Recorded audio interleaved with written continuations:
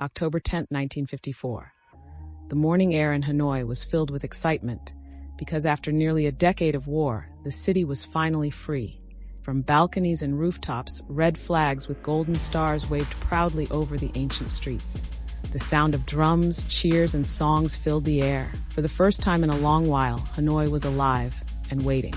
French colonial rule had finally crumbled. The First Indochina War had ended, and at the heart of it all was one man, Ho Chi Minh, the quiet revolutionary who had turned a dream of independence into a movement that shook empires. As Ho Chi Minh's convoy entered the capital, thousands of Hanoians lined up the streets.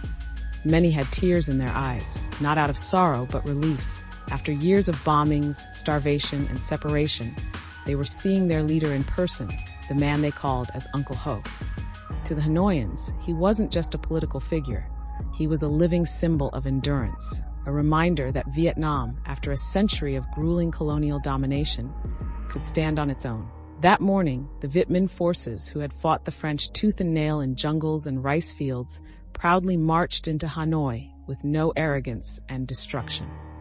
It was a quiet, powerful victory. When Ho Chi Minh appeared at Ba Dinh Square, the same place where he had declared Vietnam's independence 9 years prior, the crowd erupted. He spoke not as a conqueror, but as a father returning to his homeland. The French were gone. The war was finally over. But beneath the joy, a new chapter was already writing. Because while the North celebrated liberation, the South remained under a separate government backed by Western powers. Vietnam was free but divided.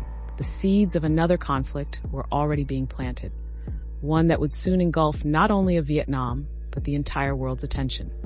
The Vietnam War. But on that October day in 1954, none of that mattered. For the people of Hanoi, this was a sunrise, a moment of unity and hope that generations had dreamed of that finally materialized.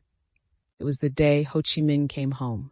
It was the day Hanoi became free. History isn't always about battles. Sometimes it's about homecomings.